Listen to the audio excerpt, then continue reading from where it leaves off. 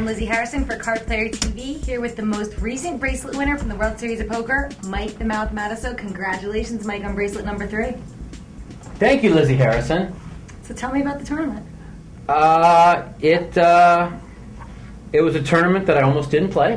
Why not? We talked about this yesterday. We won't get into the comment of why I almost didn't play it, but I was very upset that I was not almost going to play it. But as always, you got your way. I got my way, and I got to play it.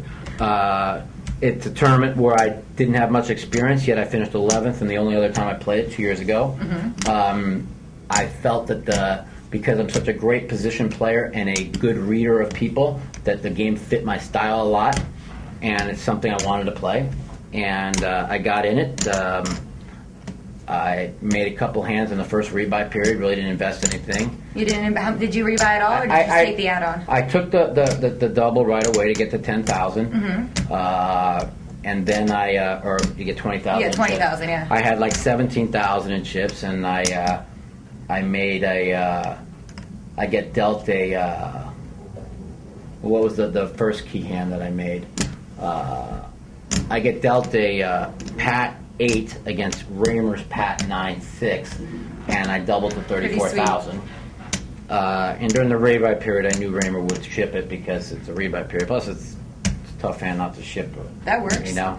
So now I got like 34,000, and now Greg double rebuys to 20,000, mm-hmm. and now he raises again, and the very next hand, and I got deuce 3-4. And there's people behind me. I never call a raise and draw 2, but I just won the hand before. It was 1,800, and I kind of like this hand with position because there's a lot of hands you can make, and you have position. So I drew 2. He drew 1, and first card I look at was a 5. The next one I look at is a 7. So I make number 1, and he makes 8-6. Wow. And so you had Raymer's number. I bust him for a 20 ball right there. So now I'm up to like 54 plus. 2 other people were in, so it was I think I had 61,000 there. Nice stack for day 1. Yeah, and then I don't really play a hand to the end of the rebuy. Okay. I double that on, and I start with 70, and which put me. Ivy had more because he had 80,000 invested, and Todd had more, and I think there was like 4 people with more chips, but most of them had invested big money. I had only 20 invested. I came in right away. I picked up a couple of pretty good hands, and I dealt an 8-6. I made a 9, and within like 10 minutes, I had 91,000. So 10 minutes into day 2? No, 10 minutes after the rebuy. Oh, after the rebuy period. And that 91,000 put me probably 4th in chips. So I was sitting real pretty, and me and Johnny Chan had big chips. We both had like 91,000 at our table. Ivy had like 120, Todd Brunson had the 150, mm-hmm. and I think we were like the top 4 chip leaders. And that was a tough field. And then came the big hand. I mean, I have no problems going on record as saying Johnny made a horrendous call. Mm-hmm. They're breaking our table, and they just got done saying how I'm the tightest player in the world and I never play a hand. The players at your table? Yeah, they were laughing, right? And I started saying, well, I am a nit, and I hadn't played a hand, right? So now it's the last hand on the break. This guy, D, raises 3,000 on the button. I look down, I got 3, 4, 5, 7, 8 dealt to me. Mm-hmm. So I make it 13,000. Well, Johnny Chan looks down at his hand, he thanks, and he's like goes in a tank, and then he re-raises it 21,000. I was like, what were you thinking there? Well, I was thinking that the way he re-raised it, he definitely didn't have a 7. And he definitely, in my mind, he got dealt. In my mind, it looked like an 8, either a 9-5 perfect or an 8-7-6. The way he raised it, it wasn't a 7, and it wasn't a perfect 8. And I had to make a quick decision what I wanted to do, and I elected to just ship it. All right. For the whole tournament. And when I did this, I had 13,000 invested with 78,000 behind, or whatever it was. It's impossible for me not to have an 8. It's not going to go raise, re-raise, re-raise, re-raise, okay, without having a pad 8, okay? Right. So there's no 8 that he can beat when he made the call. I mean, and when he's thinking and thinking and thinking, and now I know he has it. I'm sure he's got an 8, and I'm begging for a fold because I can't beat an 8. I have 8, 7, 5, 4, 3. Okay, the only 8 I could beat is 8, 7, 6, 4 deuce, and there's no way he could call with an 8, 7, 6 because there's no way that I can't have an 8. So I'm thinking he's probably got either an 8, 7, 5, 4 deuce, or an 8, 7, 5, 3 deuce. Or the way those are the 2 hands I'm giving him, and they both beat me. And I in my mind, he's folding for sure because there's just no. It's impossible for me not to have an 8. And he put the other 51,000 and said I call. And as soon as he said I call, I threw my hands up in the air. Wow. And I said 8, 7, 5, 4, 3. He said that's good. I almost fell off the chair. And I didn't ask to see his hand. What do you think he had there? Well, he had 8, 7, 6 deuce 3 for sure. Okay. I mean, it's impossible not for him not to have 8, 7, 6 deuce 3 because it's impossible for me not to have an 8. See, that's why I thought his call was horrific because they just got done talking about how I'm the tightest player at the table, yet it just went raise, re-raise, re-raise, 4 bit. I'm not an idiot. I'm not putting the 4th bet in without having a pad 8, and I got like the 3rd worst pad. I mean, Yeah, that's a weird call to make. So, I'll tell you what, I appreciate Johnny Chen being there and watching. He was there for hours watching the ending last night, and he was pretty happy for me. I couldn't have won it without his call because that gave me believe it or not, that put me in the chip lead, which I pretty much held the chip lead the whole tournament after that. They always say you're supposed to turn your hand up when the people are all in, and he didn't. And because I was afraid he'd accidentally show a hand that beat me. I haven't asked him what he had yet, but I don't need to ask him. I know he had 8, 7, 6 deuce 3. So, hey, that was I think he can look back at that and say that was a dumb call if he thinks back at the hand. I don't know what he had, like I said, but I guarantee you, if he thinks the hand over right now to himself, he'll know he made an error. He'll know there's no way that he could have possibly had the best hand. And even if he folds or he has 51,000 in chips, which is still above average chips, so it was a pretty bad fold on his part. So call. And after that, it really was. I had 181. That was a chip lead, and I actually held the chip lead from there to the second to last hand before the final table. I never relinquished the chip lead at all. Durr was always right there in second place, or maybe 5,000 in front of me for like the whole. Yeah, you guys were back and forth all day. Right, but I was playing great. I wasn't risking any chips or nothing, and then came Barry wins the big pot off of Jeff Lissandro, which was probably the only hand I think Barry played bad the entire tournament. Jeff made a huge re-raise out of small blind and stayed pat. And Barry called, drawn to a 3, 5, 7, 8. I can never call. You don't like that call there? What are you trying to make? You're drawn to an 8, 7. You know what I'm saying? The guy could already have you beat, and you don't have anything in the pot, and Jeff's not making a move at him in this spot from where Barry raised. And Jeff ended up had a pat 9, and Barry made an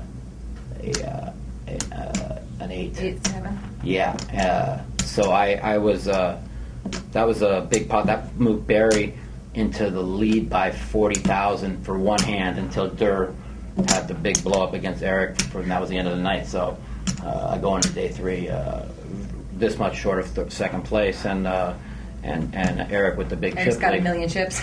Wasn't worried about Eric. Eric, one of my best friends in life, great poker player, not a deuce to 7 player.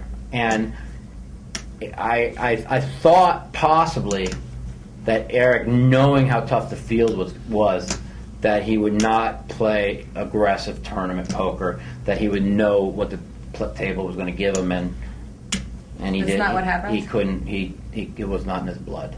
It was for a while. I mean, David Benjamin blew up. He played way aggressive and bad. He went out. Tony G, same way. And then Eric four-handed. I mean, he had patience for a while, but he tried because he was a chip leader. He just tried to just play. He didn't need to. Where he didn't. I don't know where he thought he was just going to just raise and like Lissandro or Barry behind him were just going to just not power over the top of him. I mean, these guys are two of the best deuce players in the world. You know, Eric should have known right then and there, patience. I knew patience. I didn't even try and do anything. I come in saying to myself, I didn't have to guess what the table's going to give me. I know what the table's going to give me. So I came in and I went with ultra patience, ultra tight. I had these guys believing I was the nittiest motherfucker of all time. And until it got down to three-handed, I did a lot of gear shifting there and made a lot of plays there that they never saw, and they still never saw. And that's when I decided to change gears. So I set my image up all the way through till I thought it was the right time. And I thought that was the right way to play. I couldn't see myself trying to outplay that field 7, 6, 5, four-handed. I felt that if they thought they were going to try and run over me three-handed, they got another thing coming because I have no problems with shipping it dark. You know, and Barry got real aggressive at the end. He started raising my blind every single time. I gave it up, and I really truly wanted him to believe he could just raise my blind every time. Then the next 3 times he raised my blind, I shipped without even looking at my cards all 3 times. Well, when we talked before the final table, you said you thought Barry was the best deuce to 7 player at the final table. Do you still have that belief coming out? Yeah, he was the best player at the table. Absolutely, he played great. I thought he was the best. I thought that Jeff, with the up and down days and the up and down roller coaster, I thought afterwards he realized that the way he was playing was not the right way, and I think he shifted into a really good gear probably the last couple hours. I thought Jeff stopped trying to raise every blind, stopped trying to play power, everybody started just folding. Everybody started to. And that's what I expected how the table would have played from 7-handed, because everybody knows nobody's going to get away with anything. And I thought Jeff played really, really well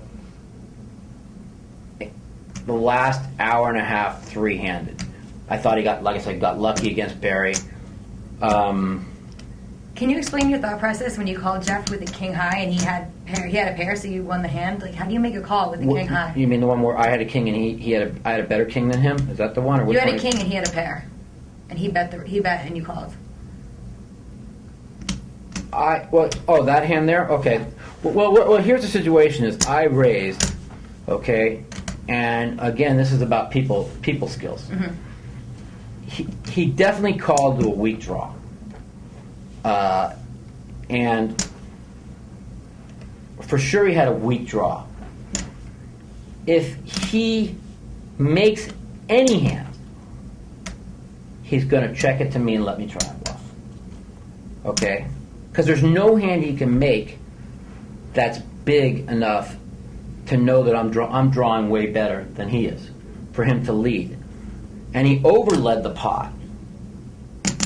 He overled the pot into a draw which was obviously bigger than him. So there's really not that big a hand he could have there to bet what he'd bet. So it was pretty much, if you realize that it was a pretty much like, I think I insta-called that hand. There was a one hand that he moved all in and showed 2 7s that I was 600,000 to me. I had 2 4s, and if I didn't pair, I'd have called him in a second, because that was another mistake on his part. Really? There. The big hand that on my way back that I called him when he made king 9 and I made king 8 was again a read of how he reacted to his hand. Almost every one of those big calls that I made that were right, and if you notice, like 6 times I called him, I was right 5 times. Was me staring right down in his throat before I even looked at my card, and to see how he reacted to his hand. And I was dead stroked on him. There was one hand where he made a straight, where he looked down at his cards, and he looked down and he went like this. He went just for that split second, and shook his head like he missed. You had your eye on him. Yeah, and as soon as I saw that, I said, he missed. I'm like, he's going to check fold. And all of a sudden he came out and bet 250,000. I said, I call him. I didn't even think about it.